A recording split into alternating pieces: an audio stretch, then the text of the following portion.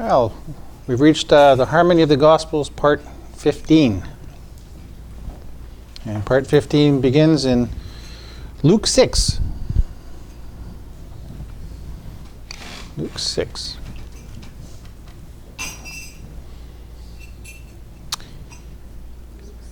Yeah, Luke 6. And verse 1. Now it came to pass on the second Sabbath of the first rank that he was walking through the grain fields. Or another translation, now it came to pass on the second Sabbath after the first, is what it says in some too. What on earth is this second Sabbath? Anybody have any ideas? Well, I just want to read from Mark 2:23, just so we can get these ones out of the way. Mark 2:23. Now it came to pass that he went through the grain fields on the Sabbath, and as his disciples made their way through the fields, they were picking and eating the grain. In Matthew 12,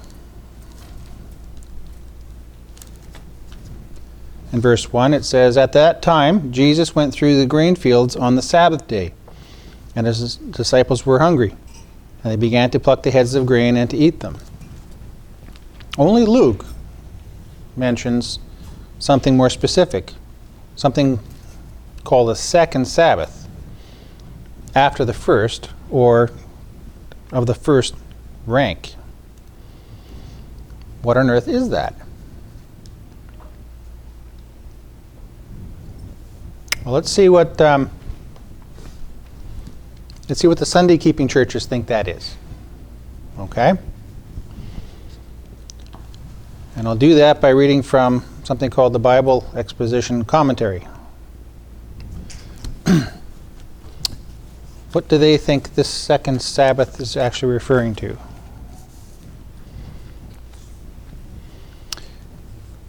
A new Sabbath is what this commentary is talking about. A new Sabbath. The sanctity of the seventh day was a distinctive part of the Jewish faith. God gave Israel the Sabbath law at Sinai and made it a sign between him and the nation. The word Sabbath means rest and is linked with God's creation of work after the 6 days of creation, or is linked with God's cessation of work after the 6 days of creation. Some of the rabbis taught that Messiah could not come until Israel had perfectly kept the Sabbath. So obeying this law was very important, both personally and nationally. To call Sunday the Sabbath is to confuse the first day and the seventh day and what each signifies. Okay, so they're using this scripture to talk about the Sabbath, right? The one that we know as the last day of the week, right? The actual Sabbath, the Sabbath that was begun at creation and set aside at creation. And what they're referring to is the second Sabbath after the first as being a new Sabbath, or Sunday, right? The Lord's Day, their day of worship. That's what this commentary is talking about. Okay? Is that what Luke is actually referring to? That's the question. Let's continue with this. But this is their vein of thought, and this is one of their proof texts for Sunday worship as the Lord's Day. And they're not disputing that Saturday, or the last day of the week, is the Sabbath. They're confirming that. But they're explaining that there's a new Sabbath, the day after the first Sabbath, or the Sabbath after the second Sabbath after the first Sabbath. All right? Because that's what Luke is saying here, right? Or it appears that way, and that's how they're explaining it in here. But let's continue, and we'll see where this is leading. To call Sunday the Sabbath is to confuse the first day and the seventh day and what each signifies. The Sabbath, Saturday, is a reminder of the completion of the old creation, while the Lord's Day, or the second Sabbath after the first, is a reminder of our Lord's finished work in the new creation. The Sabbath speaks of rest after work, which is what God said, and relates to the law, while the Lord's Day speaks of rest before work and relates to grace. Now that's pure speculation, that with them saying that it speaks of rest before work. It doesn't say that anywhere in the Bible. But they do that to make a bigger distinction between what they consider as the old Sabbath and the new Sabbath, or the Lord's Day, Sunday. The Lord's Day commemorates the resurrection of Jesus Christ from the dead, because they believe that he rose on Sunday, right? When he didn't, he rose on Saturday, or the first Sabbath in their mind. But they don't think that. They think that he rose on Sunday. So this is another proof for them, right? That the Lord's Day commemorates the resurrection of Jesus Christ from the dead, as well as the coming of the Holy Spirit, Pentecost, right? They got that part right, because that did happen on the Sunday, right? Because Pentecost does happen on Sunday.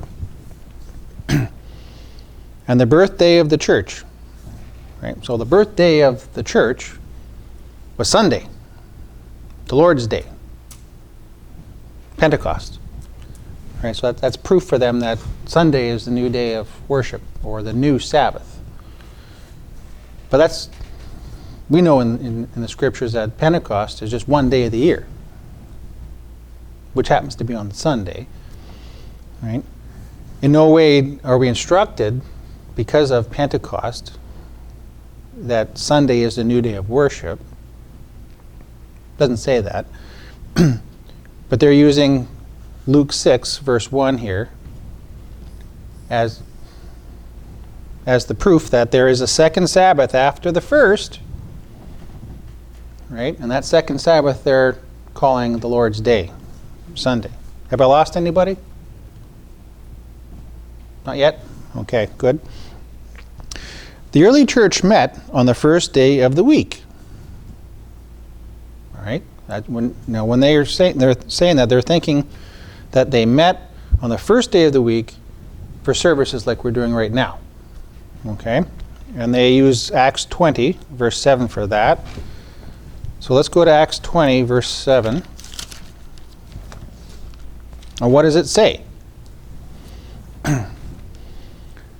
It says, now on the first day of the week, or what the literal translation is, okay, we'll get to that first.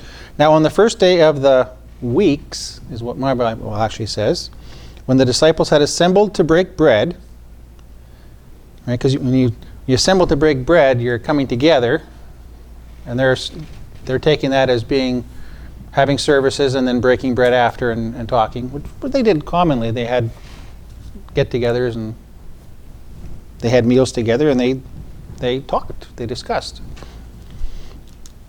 Now when the disciples had assembled to break bread, Paul preached to them, right? Because Paul preached to them on this first day of the week that was considered a service, okay? And because he was going to leave in the morning, he continued to speak until midnight.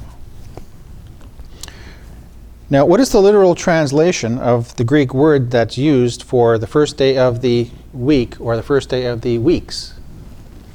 Right? I have a commentary at the bottom of my Bible about that this literal translation of the Greek words, and I can't say what these Greek words are, I can't speak Greek, but these Greek words this Greek word that is there shows that the day which followed the weekly Sabbath was the first day of the 7-week count to Pentecost. Okay? And if you back up to verse 6, it says, but we sailed away from Philippi after the days of unleavened bread. right? And in 5 days we came to them at Troas, where we stayed for 7 days. So, of course, now on the first day of the weeks, that is after the days of unleavened bread, that's when we start counting to Pentecost. 7 weeks. Right? Now, on the first day of the counting of the weeks to Pentecost is what they're saying here. Not on Sunday we are meeting to have church and breaking bread together. But this is one of their proofs again that Sunday is the Lord's Day and the new Sabbath that we should be observing. And they use 1 Corinthians 16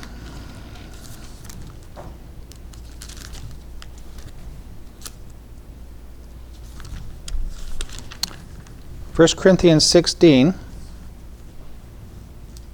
verses 1 and 2 as well. Now concerning the collection that is being made for the saints, remember the saints in Jerusalem that were poor when we went through this Corinthians study? Now concerning the collection that is being made for the saints who are in Jerusalem, as I directed the churches in Galatia, so you also are to do. Collect for the poor, hopefully, every first day of the week.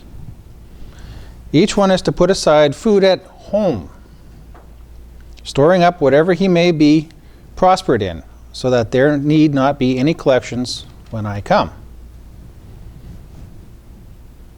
That's it.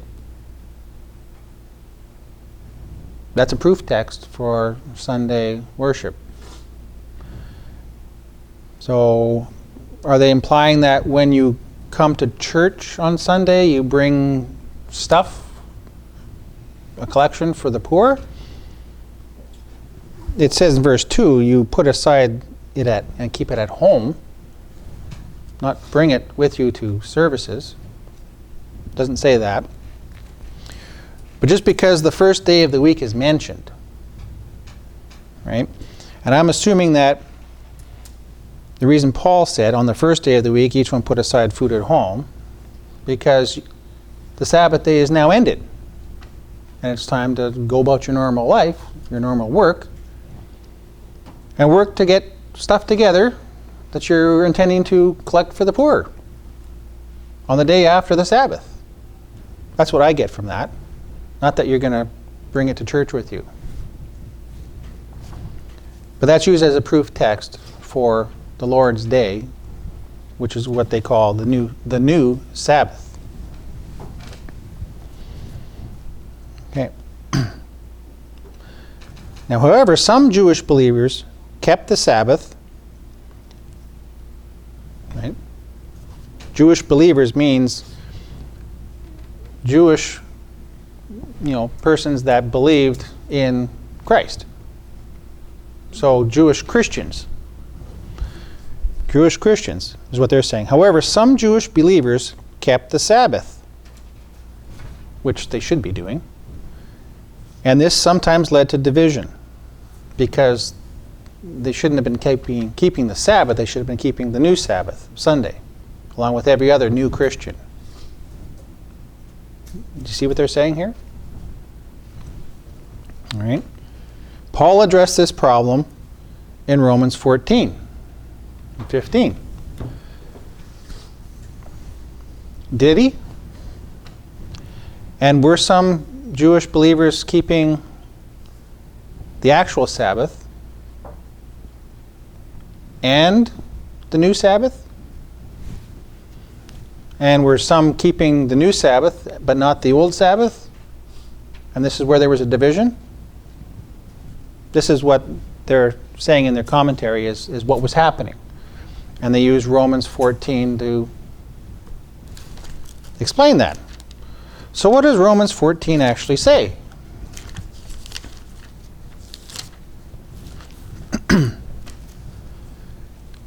Romans 14, verse 1. Receive the one who is weak in the faith, but not for derisive arguments.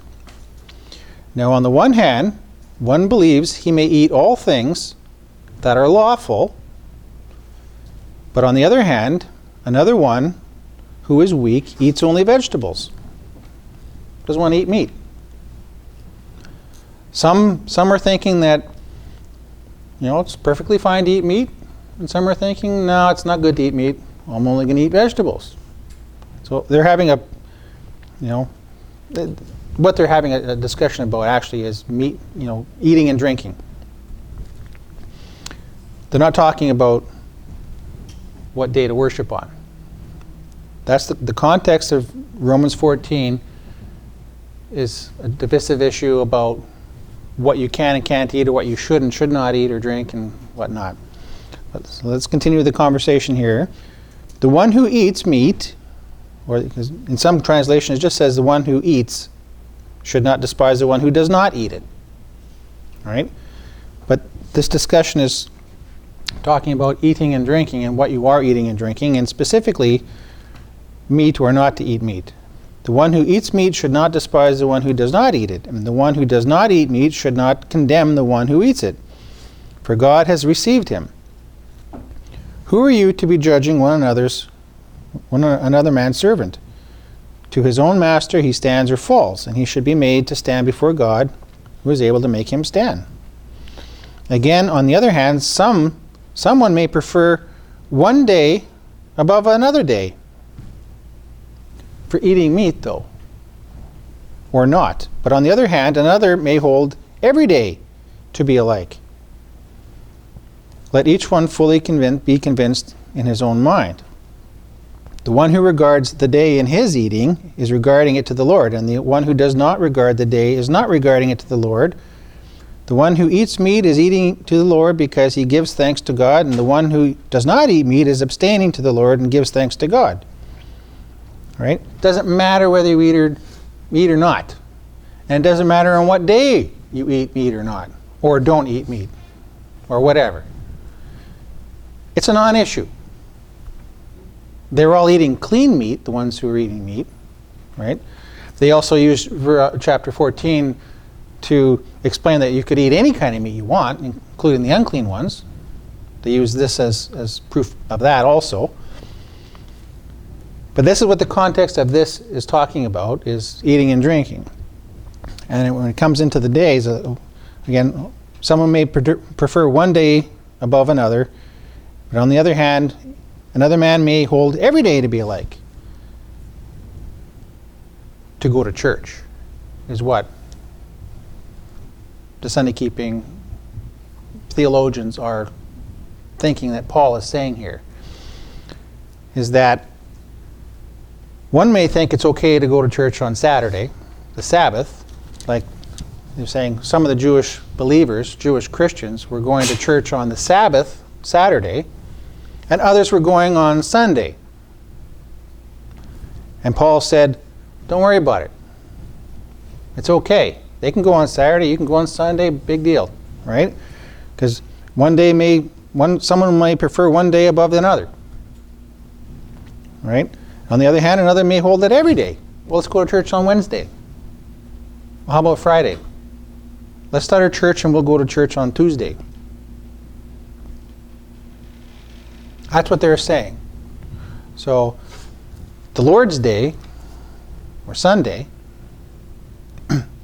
which is what most Christians are supposed to go on, because that's the new Sabbath, right? And has so much more meaning than the old Sabbath.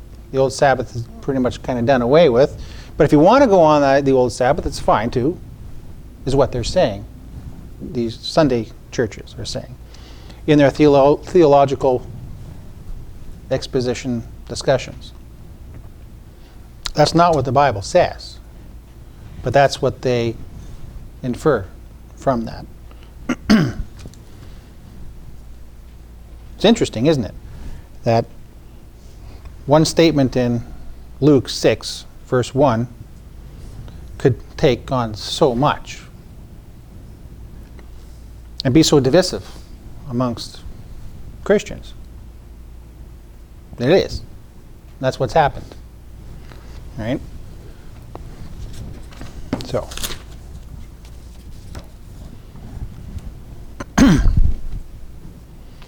So what is this second Sabbath of the first rank or the second Sabbath after the first? What actually is it, if it's not the Lord's day?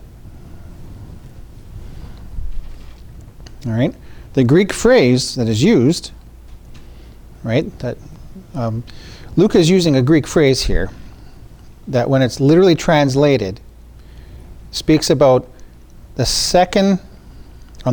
first Sabbath, or on the second Sabbath of the first rank or order. The Sabbath of the first order or rank are annual Sabbaths. Right? We go to the first day of unleavened bread, last day of unleavened bread, Pentecost, trumpets, atonement, and so on and so forth, right?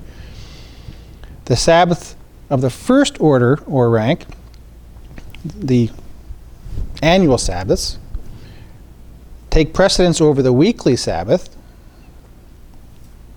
So they're not the first order. First order are the high days.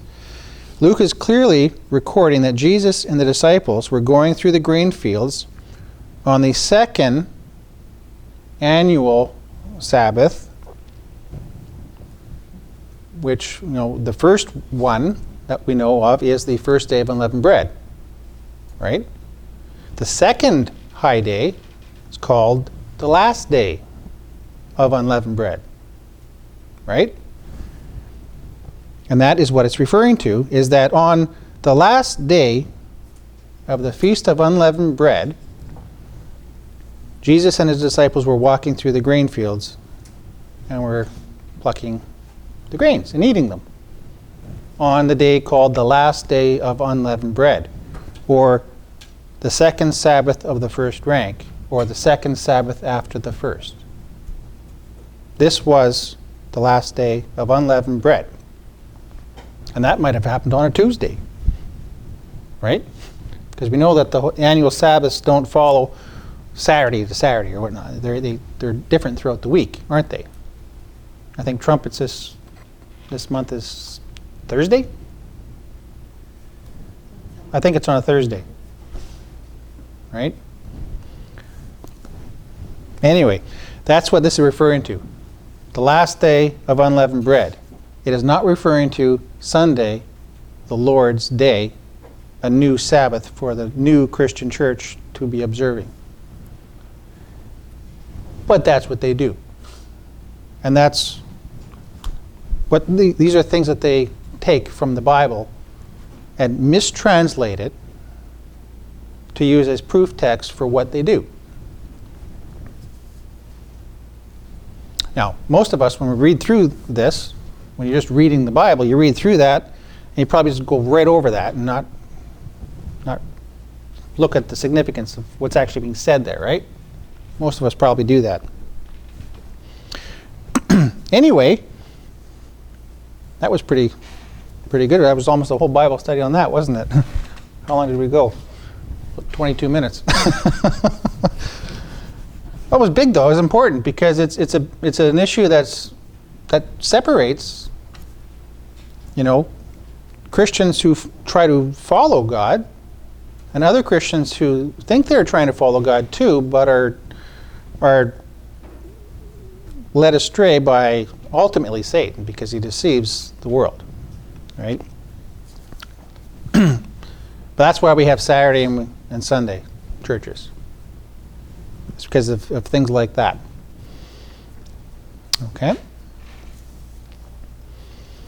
Now, he was walking through the grain fields, and his disciples were plucking the ears and were eating after rubbing them in their hands.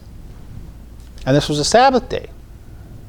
Not only was it a Sabbath day, it was a high Sabbath day, which meant it was even a more special Sabbath day than a normal Sabbath day. And his disciples were working. They were harvesting.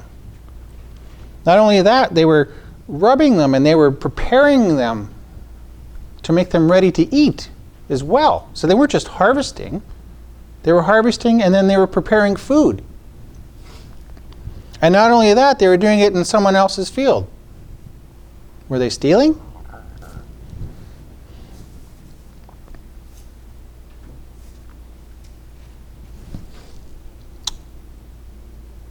could they actually do that legally? Go into other fields, someone's field, and do this? Were they allowed to do that? Does anybody know? Would you go into a farmer's field, like off the side of the highway? You're hungry, you're traveling. You have no food.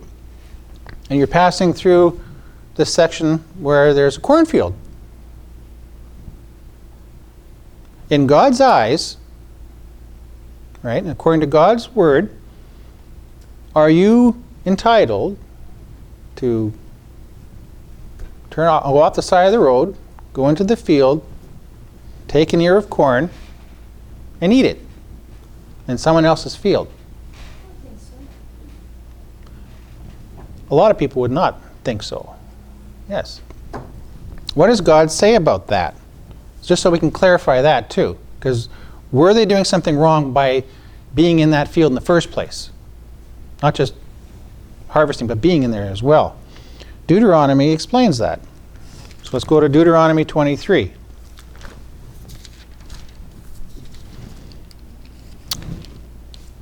Deuteronomy 23 and verse 24. When you come into your neighbor's vineyard, then you may eat grapes to your fill at your own pleasure, but you shall not put any in your vessel. In other words, if you're hungry and you're in your neighbor's vineyard, and a neighbor could be a stranger, not just someone you know, and you're hungry, it's perfectly okay for you to eat enough to be satisfied of your hunger, but you don't take extra to bring home with you. When you come into the standing grain of your neighbor, or a stranger, whatever, then you may pluck the heads with your hand, but you shall not move a sickle into your neighbor's standing grain. You're allowed to take what you need for your immediate needs and no more. You're not going to go over there and start harvesting. You know? You're not going to bring a whole bunch home for a week's supply or something. You're not allowed to do that. That's not right. Right? It was simple. You know? And that makes sense. That makes sense. And that's what his disciples were doing. They were hungry. The grain's right there. They were walking through it. They were perfectly in their rights to be there and to do it. So what issue did the Pharisees have with them about doing this? Were they pointing out that they shouldn't have been there in the first place? No, because they even knew that rule, that it was okay for them to be there. So verse 2, chapter 6, but some of the Pharisees said to them, "Why are you doing that which is not lawful to do on the Sabbaths?" All right? Now some may think that when this question is being asked, why are you doing that which is not lawful? Which some could think, if they don't know their Bible well enough, why are you stealing from your neighbor's yard or grain yard or vineyard or wherever? It's not lawful. And not only that, you're doing it on the Sabbath day. Why are you doing something wrong and even on the Sabbath day? Some may think that's how it's being asked, but the Pharisees weren't asking it like that. Because they knew that it was perfectly okay for them to be there to do that kind of a thing. Their issue was that they were doing it on the Sabbath day. Right? Now, how is it said in Mark 2? I just want to make sure we have all these scriptures together here. Okay, Matthew 12, verse 2. But after seeing this, the Pharisees said to him, "Behold, your disciples are doing what is not lawful to do on the Sabbath." Which again could be interpreted both of those ways, as I said. Although it shouldn't be interpreted that way. People do. Mark 2, verse 24, same thing. Then the Pharisees said to him, "Look at them. Why are they doing that which is not lawful on the Sabbath. All right? They're calling them out on something.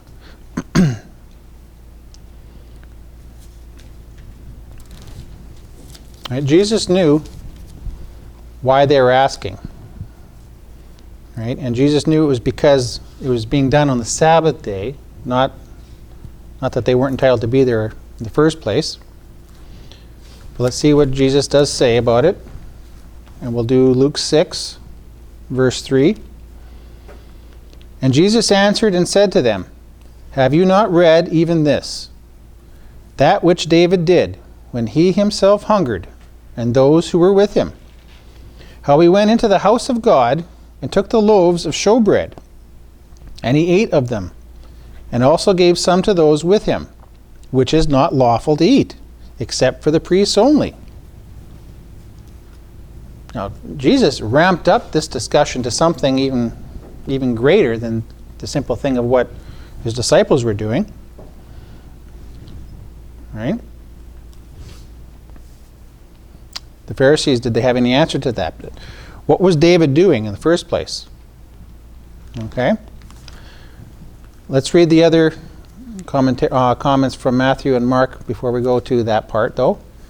Matthew 12, verse 3. But he said to them, "Have you not read what David did when he himself and those with him were hungry?" Okay, so there was a special circumstance here. David and those who were with him were hungry. They had a good excuse. There was a good reason. How he went into the house of God and he ate the loaves of showbread, which it was not lawful for him to eat, nor for those who were with him, but for the priests only. And in Mark 2:25, and he said to them, "Have you never read what David did when he was hungry and in need of food, he and those with him? How in the days of Abiathar, the high priest, he entered into the house of God and he ate the showbread, which is not lawful to eat except for the priests. And he also gave it to those who were with him." Right? So that appears to be something pretty bad that he shouldn't have done. And Jesus is pointing this out. Well, let's go and see what actually happened. And that's in 1 Samuel. 1 Samuel 21.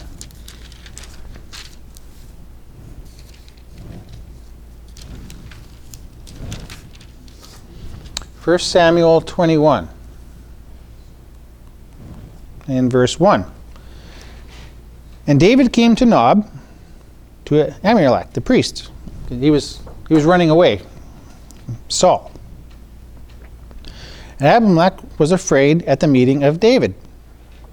The priest was afraid of the king, and said to him, "Why are you alone, and no man with you?" And David said to Amalek, the priest, "The king has commanded me a business, and has said to me, 'Let no man know anything of the business about which I send you, and what I have commanded you, and I have sent service to such and such a place. And therefore, what do you have on hand?'" They were on the road for a while. They didn't have any food. They were hungry. "Give me 5 loaves of bread, or what there is to be found." He was asking for just normal food. They were hungry. Like, what do you have? Do you have anything that we can eat? The priest told him, "There is no common bread on hand. I have nothing for you. There is only holy bread." The priest says something here, though, which is very interesting. There is only holy bread, if the young men have kept themselves at least from women, which means they haven't, had any kind of sexual relations with them. Right? Then it would be okay for them to eat it. And David answered the priest and said to him, "Truly, women have been kept from us for about 3 days since I came out, and the vessels of the young men are holy, even when it is a common journey. How much more today, when there is holy bread in their vessels?" And the priest gave him holy bread. For there was no bread there, but the showbread that was taken from before the Lord in order to put hot bread in the day it was taken away. So the priest actually gave David this bread. David didn't just take it. The priest gave it to him. What is this bread? Why was it holy? Was it a wrong thing to do? Right? Well, let's go to Exodus 25.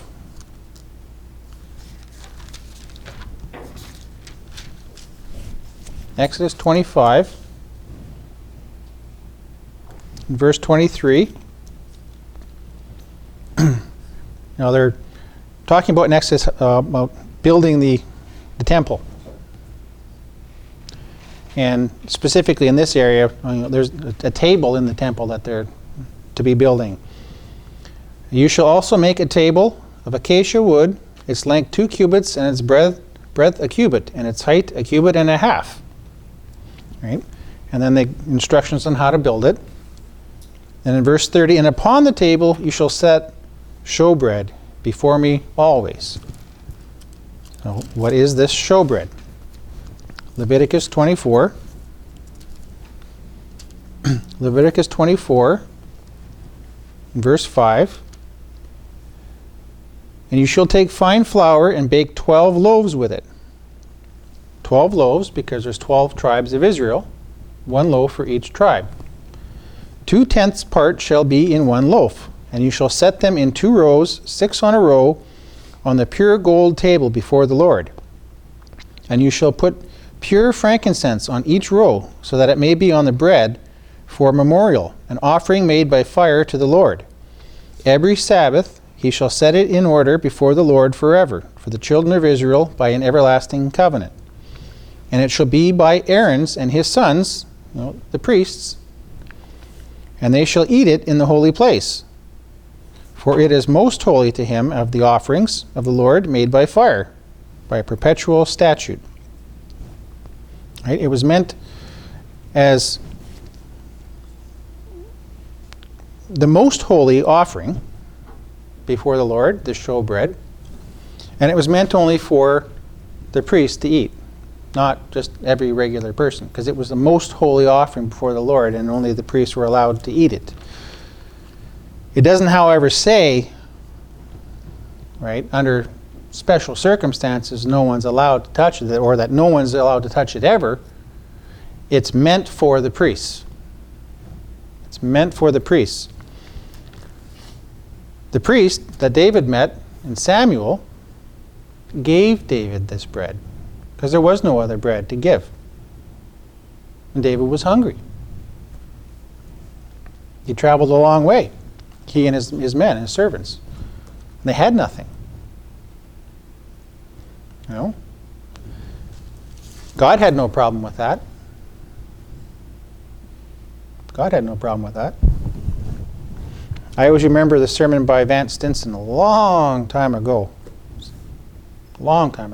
15 years, maybe 10 years, I can't remember. He was talking about clean and unclean meats, and a certain special circumstance. He said he asked his wife, I've mentioned this before. He asked his wife if we were stranded out at sea on a boat and we had nothing, and a seagull landed on the boat, and I managed to grab it and kill it. Would you eat it with me? And she said, "Oh no, I'd never do that. That's an unclean meat." And Van said, "Good, then there'd be more for me." Right? But it's a special circumstance. A special circumstance. To survive. Right? God wouldn't expect you to die because you had no food and the only thing there to eat was a pig. Eat it. If you're going to die, you had nothing. That's not what clean and unclean meat is about. Right? And that's not what the showbread was about either. It was meant for the priests because it was the most holy offering, but that was a special circumstance. And Christ is pointing this out, that look what David did. Right?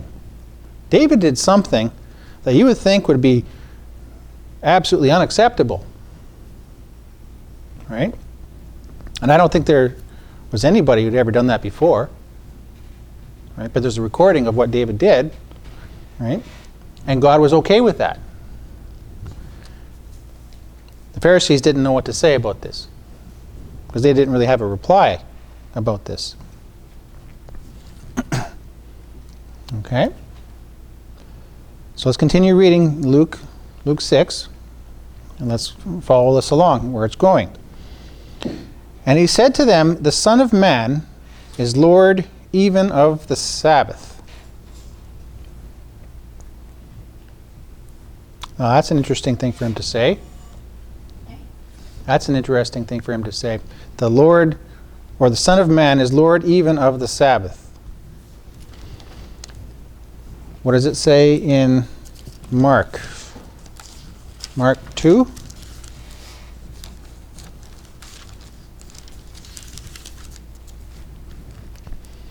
Mark 2, verse 27. And he said to them, "The Sabbath was made for man, and not man for the Sabbath.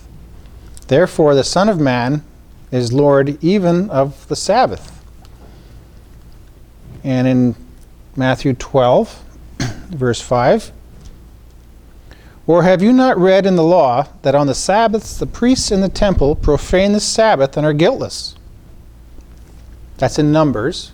That's when the priests have to do their sacrificing on the Sabbath day, which is really hard work. They're doing hard work on the Sabbath day, but they're blameless. You know?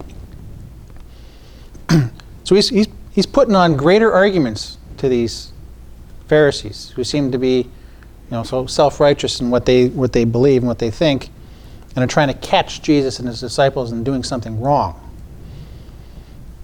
So he's pointing out specific things that are much greater than this walking through the field and plucking grain like that. Are you not even aware of these things? And yet you bother me with trivial matters like that? Right? It is not a problem, I assure you, is what Jesus is saying. But I say to you, Matthew 12, verse 6, "There is one here who is greater than the temple. Now if you had known what this means, 'I desire mercy and not sacrifice,' you would not have condemned the guiltless. For the Son of Man is Lord even of the Sabbath day." Why would Jesus say that to them, these Pharisees? When he says something like that to them, what exactly is he referring to when he says that the Son of Man is Lord also of the Sabbath day? The Pharisees would know what he's saying and would think that he's saying something that's, what's the word for it right now? Sometimes you just lose a word, right? It doesn't come to you. Well, he's declaring himself to be, God. That he himself is Lord of the Sabbath day, and they would recognize that. Okay? So, help me out. What's the word for that? If a man declares himself God? Blasphemy. There we go. See? Someone out there can say that. The Pharisees would think that he just said something blasphemous. Right? What do you mean, you're Lord of the Sabbath? The one who made the Sabbath is Lord of the Sabbath, not you. Who are you? Well, he identified who he was. He made the Sabbath. He set it aside. Right? He identified to the priests who he was. That he was, in fact, Lord of the Sabbath day itself, as he himself created it and set it aside. And would not Jesus himself not know what was not lawful to do on his own day that he made? Who were these priests to question him anyway on this? Right? If they knew who they were talking, or they were talking to, right? If they actually knew who they were talking to, not who Jesus said he was, they didn't believe him in that. They wouldn't question him in that in all. Obviously, it was not a problem for Jesus or the disciples to be in that field, nor was it a problem for there to be taking what they needed to eat on the Sabbath day. The priest thought so, right? The priest thought so.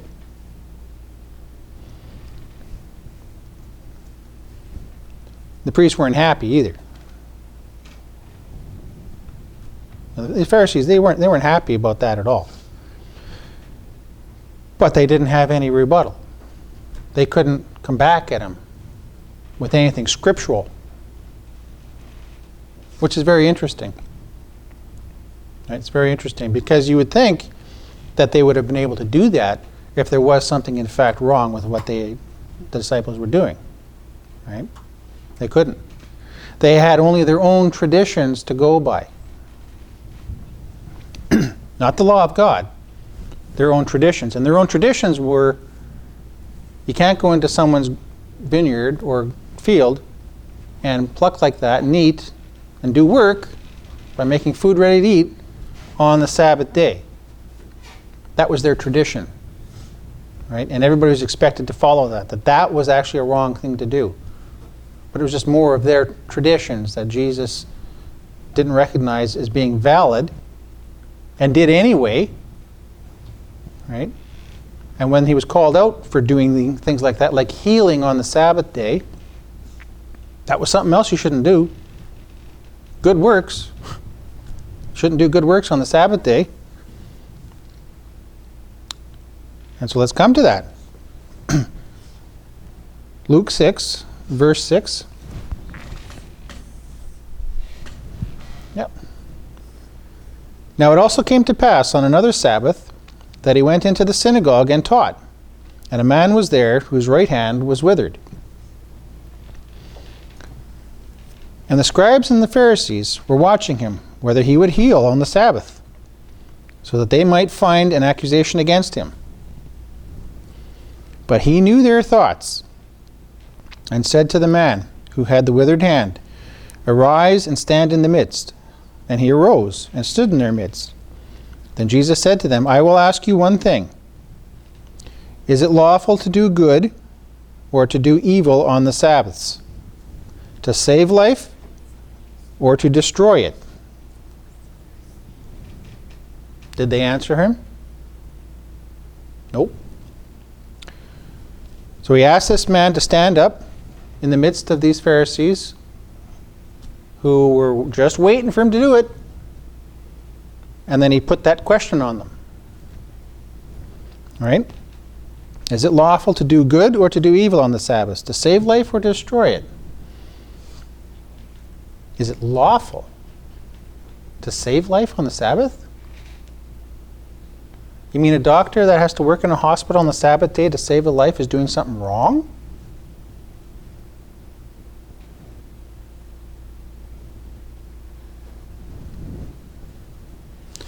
After looking around on them all, he said to the man, Stretch out your hand.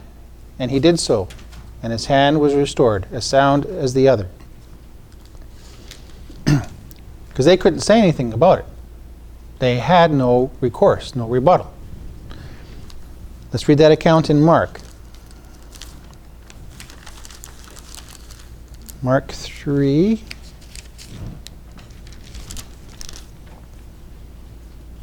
Mark 3, verse 1.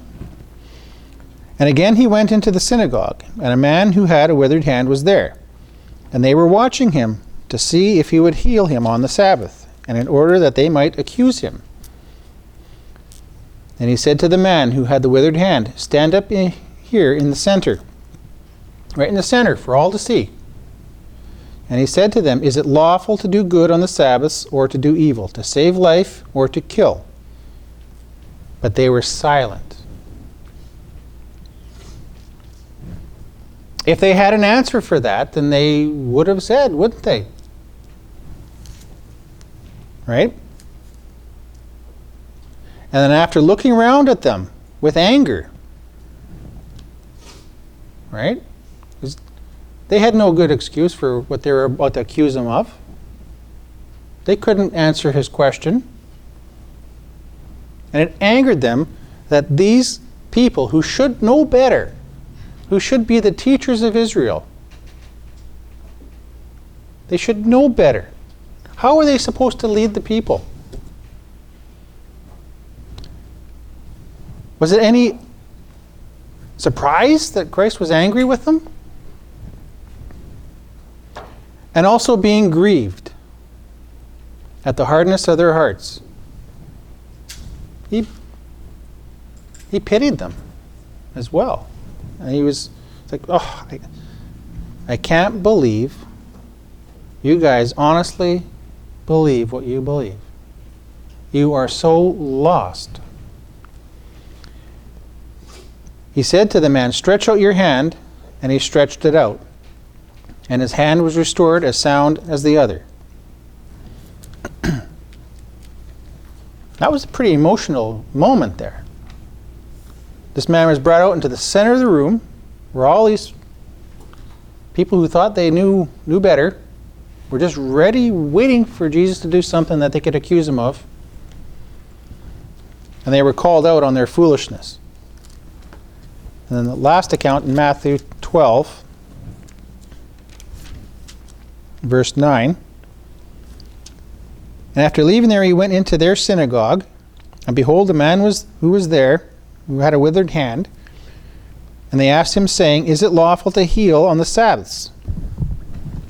So that they might accuse him. But he said to them, what man is there among you, who if he has one sheep that falls into a pit on the Sabbath, will not lay hold of it and lift it out?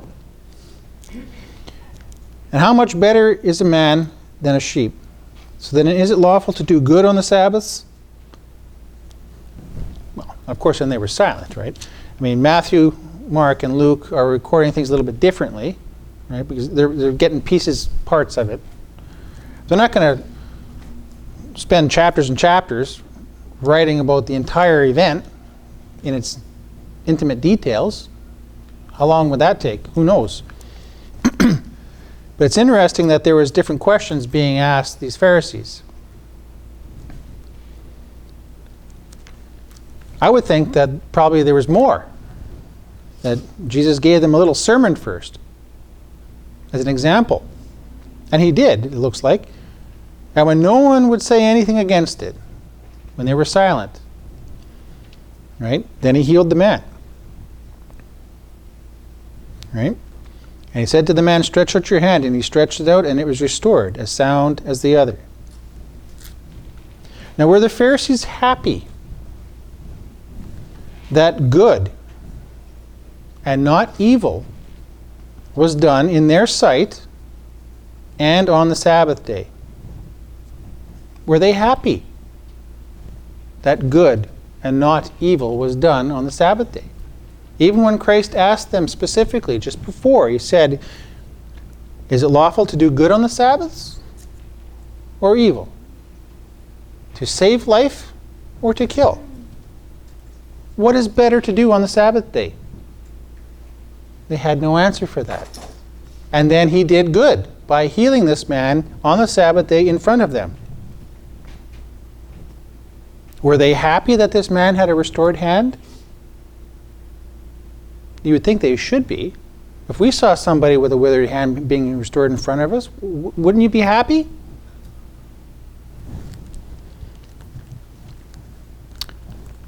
The Pharisees,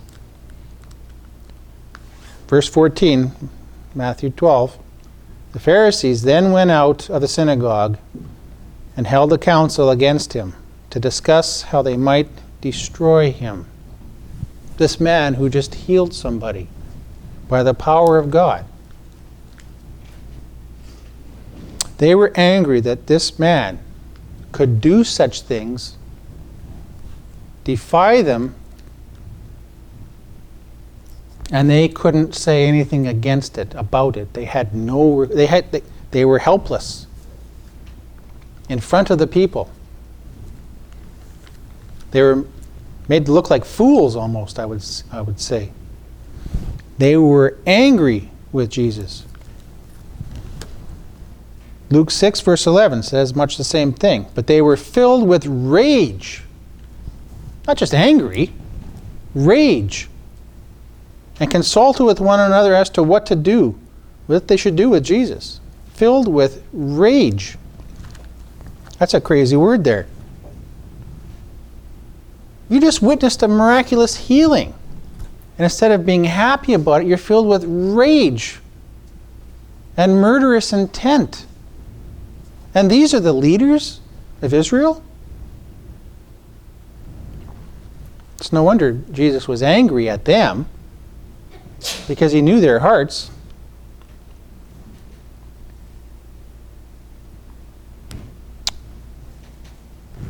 And where was this other one? Mark 3, verse 6, same thing. Then the Pharisees left and immediately took counsel with the Herodians, other people, right, against him as to how they might destroy him. It was in their intent from that day forward. This man must die. There's no ifs, ands, or buts about it. This man must die. He's a danger. He's a blasphemer. Our authority is at stake. He needs to be taken out. He's going to have too much influence on people, and we can't have that. He must be killed.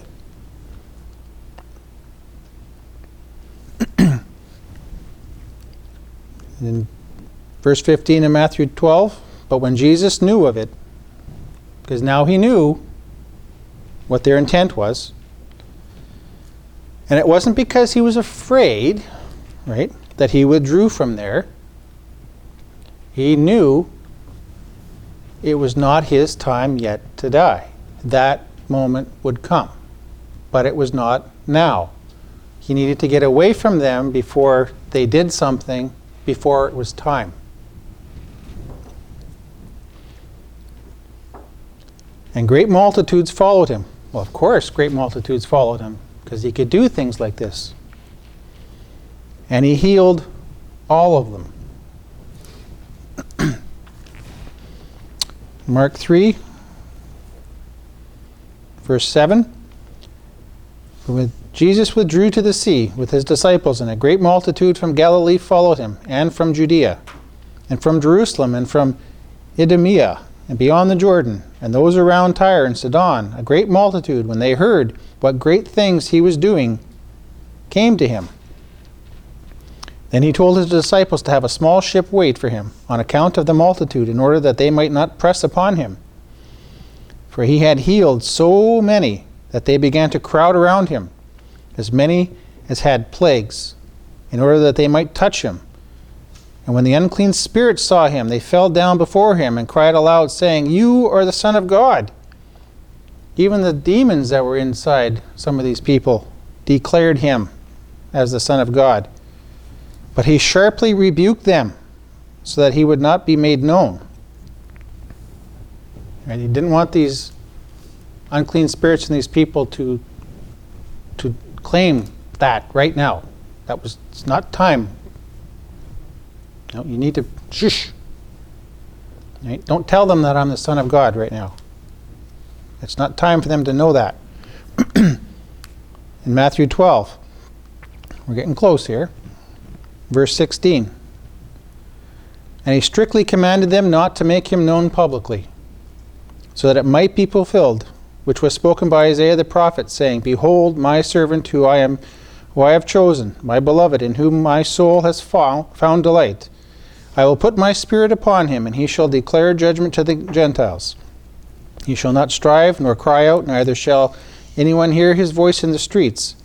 A bruised reed will he not break, and smoking flax shall he not quench, until he brings forth the judgment unto victory. And the Gentiles shall have hope in his name." Then was brought to him one who was possessed by a demon, blind and dumb, and he healed him, so that the one who had been blind and dumb both spoke and saw. And the multitudes were all amazed, and said, "Is this the Son of David?" They were suspecting it. They were suspecting that this was he. Okay. And the last little bit, just a tiny bit more. Luke 6, verse 12.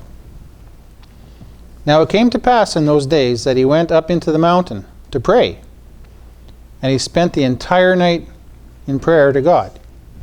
Remember we talked about that? That he didn't just pray for 5 or 10 minutes? There was something very important that he was about to do. And he prayed the entire night by himself, just he and God alone, so that he would be able to make the right decisions, the right choices. And when it was day, he called his disciples to him and chose from them 12, whom he also named apostles.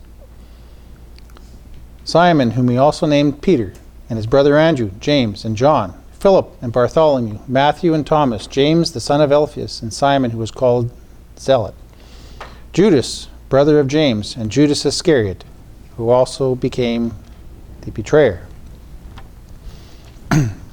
Mark 3, verse 13. Then he went up into the mountain and called to him those who he had desired, and they came to him. And he ordained 12, that they might be with him, that they might send them to preach, and to have authority to heal diseases, and to cast out demons. Then he chose Simon and added to him the name Peter. And he chose James, the son of Zebedee, and John, the brother of James. And he added to them the name of I can't say that one, which means sons of thunder. And he chose Andrew and Philip and Bartholomew and Matthew and Thomas. And he chose James, the son of Alphaeus, and Thaddeus, and Simon the Canaan, and Judas Iscariot, who also betrayed him. And they went into the house.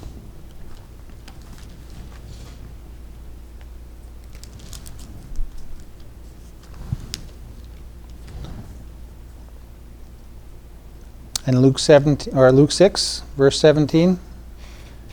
And after descending with them, he stood on a level place with a crowd of his disciples, and a great multitude of people from all Judea and Jerusalem, and from the seacoast of Tyre and Sidon, came to hear him and to be healed of their diseases. And those who were tormented by unclean spirits also came, and they were healed. And all the crowd sought to touch him, for power went out from him, and he healed all.